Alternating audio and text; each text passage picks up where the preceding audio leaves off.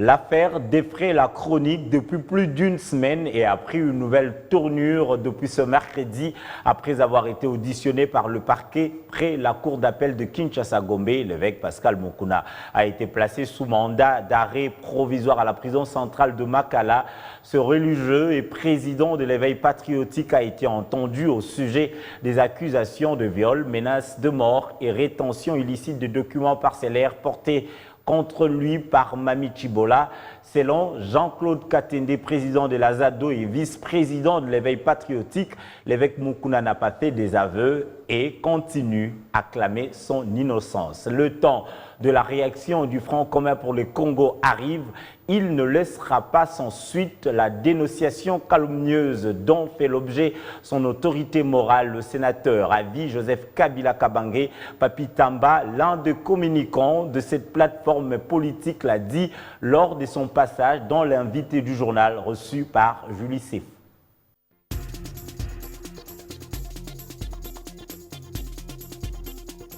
Bienvenue dans cet invité du journal. Vous le savez, l'actualité est essentiellement dominée par des questions de justice et lorsque les protagonistes s'avèrent être des acteurs publics, cela défraie la chronique et nous impose à faire une mise au point. Le cas qu'on va faire tout à l'heure avec notre invité du journal, communicant du Front commun pour le Congo, Papi Tamba. Bienvenue à vous. Merci beaucoup. Vous poursuivez bien votre confinement entre-temps? Oui, tout à fait. Et tout naturellement. Tout naturellement. Alors, le pasteur Mukuna est arrivé finalement à Makala sous mandat d'arrêt provisoire. On pourrait dire que c'est quand même un ouf pour vous du Front commun pour le Congo parce qu'au moins, il va être moins nocif, moins bavard.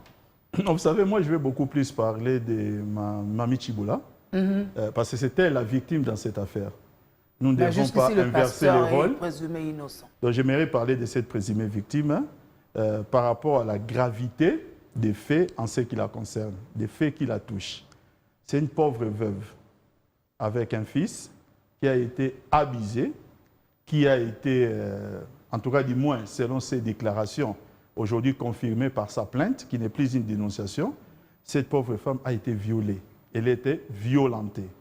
Moi, je crois que plus que tout le monde aujourd'hui, elle a besoin à ce que la justice apporte des réponses à sa situation. Maintenant, pour ce qui est de jérémiades, permettez-moi le mot, de M. Mukuna, j'ai vraiment du mal aujourd'hui à l'appeler pasteur. Je crois qu'il va en tirer lui-même les conséquences. Il va en tirer lui-même les conséquences pour la simple et bonne raison, c'est qu'il ne nous effraie pas, mais s'il s'est permis d'être instrumentalisé parce que c'est ce que nous croyons, il en tirera les conséquences parce que l'acte qu'il vient de poser n'est qu'une dénonciation mais qui est calomnieuse. Et vous devez savoir que le code pénal congolais réprime la dénonciation calomnieuse par rapport à ce qu'il vient de poser comme acte vis-à-vis de notre autorité morale. Donc, le moment venu, nous allons nous retourner contre lui. Donc, vous pensez que forcément, ça aura une incidence sur la plainte ou la dénonciation ou les calomnies telles que vous dites sur... Non, nous ne faisons pas un mélange de sauces. Nous ne sommes pas de la famille politique ou de la famille charnelle de Mme Mami Chibola. En tant qu'individu, vous me posez la question, j'essaie de comprendre sa douleur. Je comprends la douleur d'une pauvre veuve par rapport aux faits qui ont défrayé la chronique, comme vous l'avez dit au début. Mais puisque dans votre question, vous avez fait allusion à sa dénonciation, à ça touche directement l'FCC. Ouais. C'est pourquoi j'annonce les couleurs pour dire que sa dénonciation calomnieuse aura une suite. Oui, on a quand même noté un certain calme dans le camp du FCC. Il a peut-être fallu attendre que cette affaire de Mami Chibola fasse surface pour que peut-être on puisse aussi avoir des réactions. Non, il n'y a pas eu... ça dit, premièrement, il était encore dans des gesticulations, des réseaux sociaux. Et deuxièmement, il passe à un niveau où il commence à presque diffamer des gens au niveau de la télévision. Et ce que nous nous attendions, c'était l'acte posé par lui, c'est-à-dire sa dénonciation. Et ça, il l'a fait après la révélation du dossier de Mami Chibola. Donc ça ne voudra pas dire que le FCC se réveille par rapport au dossier de Mami Chibola. Lui-même, peut-être il a voulu utiliser les dossiers Mami Chibola pour se victimiser. Sauf que l'heure a sonné pour que nous puissions nous aussi sortir maintenant de notre réserve pour dire que voilà maintenant quelque chose pour lequel on pouvait l'attaquer. La chance que nous avons aujourd'hui comme FCC, c'est de savoir que si nous allons nous plaindre devant la justice, plus personne ne parlera de l'instrumentalisation de la justice. Le président Kabila n'est plus au pouvoir. Et nous pouvons maintenant demander à ce que, en tout cas, que la justice soit dite. Voilà. Que la justice soit dite. Et si jamais la Cour constitutionnelle demandait à ce que le président Kabila, le sénateur à vie, l'autorité morale du FCC comparaissent, est-ce que le FCC serait d'accord avec cette procédure? Le FCC a toujours été des légalistes, mais je crois qu'il faut d'abord qu'il y ait une raison des droits. Il y a des choses qu'il faut savoir ici. Même lui, il a été très mal conseillé. D'abord, le président Kabila n'a rien à se reprocher par rapport à sa dénonciation. Ça, c'est de 1. Mais de 2, il va faire une dénonciation contre qui? Contre un sénateur. C'est-à-dire quoi? Aucune organisation de la justice, aucune institution de la justice dans notre pays ne peut convoquer un sénateur sans commencer par demander au bureau du Sénat et à travers le bureau du Sénat à l'ensemble de l'institution de lever son immunité. Aucune. Et pour qu'on lève son immunité, selon les règlements intérieurs du Sénat, ça doit requérir une majorité de 2 troisièmes, c'est-à-dire 2 sur 3 des voix. Pour un Sénat majoritairement FCC, mais deuxièmement, les sénateurs sont déjà plus ou moins responsables. Je ne pense pas même les sénateurs de la coalition, Cash et même ceux de la Mouka pourraient suivre ce genre de jérémiades. Donc, on ne peut pas parler de convocation sans qu'il puisse y avoir ce que je viens de dire tout à l'heure. La deuxième chose, il y a la loi, les statuts des anciens chefs de l'État. Cette loi-là, dans notre pays, a été votée, promulguée. Ça existe. C'est-à-dire, rien que sur le terrain du droit, il a été très mal conseillé. Mais sur le plan essentiellement humain, je ne sais pas pourquoi ce monsieur est en train de jouer à ce genre de jeu. Est-ce que c'est pour quelques billets verts? Je ne sais pas.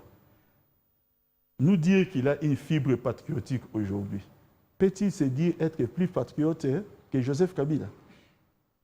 Dans ces pays, vous savez ce qu'il a enduré pour que nous puissions retrouver l'unité. Qui peut être plus patriote que celui qui a fait la guerre pour recouvrer la liberté de son peuple? Sur base de quoi aujourd'hui peut-il se vanter d'être plus patriote que Joseph Kabila? C'est lui qui, depuis l'âge de 29 ans, n'a fait que combattre des rébellions dans notre pays. Il arrive à la tête de notre pays, il ne contrôlait que 47% du territoire. Il en ressort en cédant les 100% du territoire à son successeur. Qui peut être plus patriote que lui? Monsieur Mukuna, qu'il le sache de là où il est en prison. Le volet Mamichi Bola, en tant qu'humain, je peux l'accompagner pour la compassion d'une pauvre veuve. Mais pour ce qui est de son atteinte, la dénonciation calomnieuse qu'il vient de formuler contre notre autorité morale, il doit savoir que ça aura une suite. Nous porterons plainte contre Mukuna pour dénonciation calomnieuse. Déjà, il y a sa famille, la famille de notre autorité morale, qui aujourd'hui demande à Mukuna de nous montrer les assassins de Laurent Désiré Kabila. Oui, comme si ça ne suffisait pas. Oui, il ne faut pas dire comme si ça ne suffisait pas. Il ne faut pas se moquer des gens indéfiniment dans la vie. Si aujourd'hui, il y a un jugement qui est rendu, vous venez, vous contestez un jugement. Ça veut dire que vous devez avoir des éléments contraires par rapport au jugement qui a été rendu.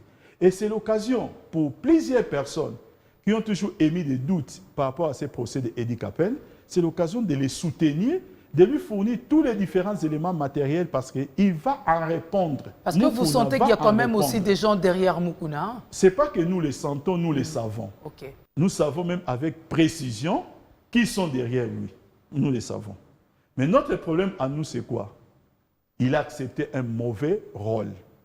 Il a accepté un mauvais rôle parce que dans ces pays, il y a des institutions qui sont habilitées à trancher ce genre de problèmes lorsqu'on veut se moquer de quelqu'un. Et ça s'appelle la justice. Papi Tamba, communicant du Front commun pour le Congo, nous vous remercions. Je vous remercie, madame. C'était l'invité du journal.